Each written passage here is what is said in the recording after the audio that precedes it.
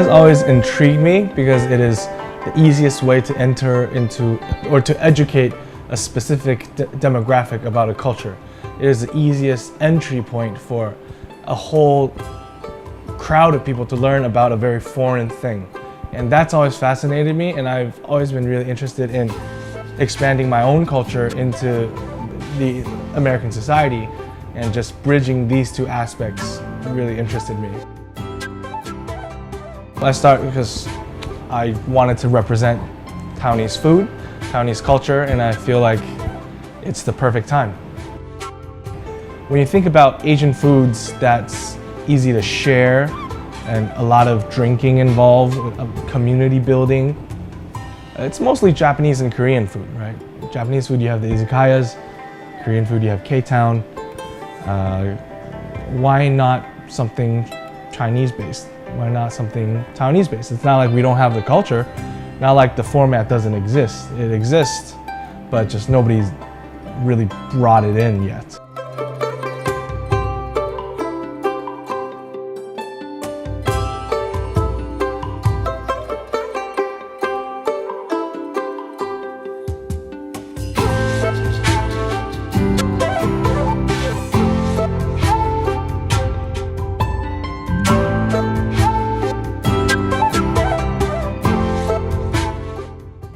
Cooking is easy. Cooking, everybody can cook. Some people cook off with a lot of techniques. Some people cook with a lot of nostalgia. I like to think I do a little bit of both. Not too technique heavy, not too nostalgia heavy, but it's really, for me, it comes naturally. It's just what I want to do. I used to look at a lot of videos. I was always in my mother's kitchen. Growing up, I've always cooked, ever since I was in elementary school. Growing up in Taiwan, I kind of took our food for granted. I never really thought of Taiwanese food as a specific food group until I came here. When I was 18, I came here and I saw that Taiwanese food was very underrepresented.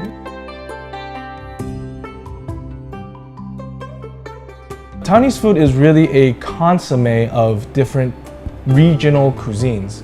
So if you look at any cuisine, really, you look at the history and you can kind of factually and logically trace the ingredients and how the techniques are influenced by other cultures. Like the Japanese influence in Taiwanese food is apparent in all the starches, the corn starch, the potato starch, tapioca starch. And the Chinese influence, obviously from the beef noodle soup from Sichuan, and we have a lot of dumplings in Taiwan from the Shandong region. That all just, it's like a consommé of different cultures, and you fast forward 60 years and that becomes Taiwanese food.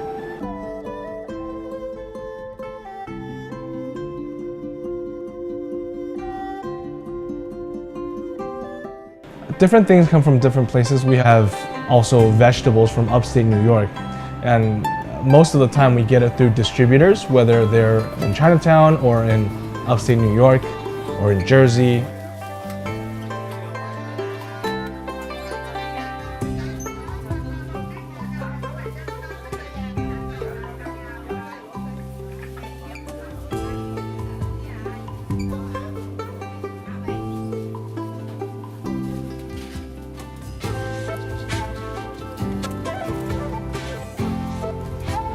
I just thought about what I grew up eating, and I was looking at what people weren't serving that I grew up eating. It didn't have to be 100% Taiwanese. We have something on the menu that's derived from the McDonald's in Taiwan, because I grew up eating it. But it's essentially a fried chicken sandwich, Taiwanese style.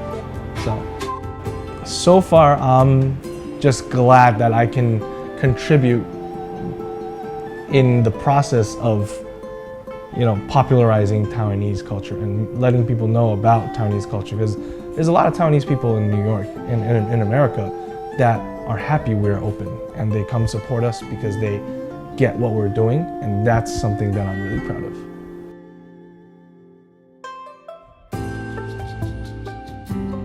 Taiwan's international code, back then when people still had to type in international codes to make international calls, 886 is what you would call if you're trying to reach Taiwan. It's like a subtle nod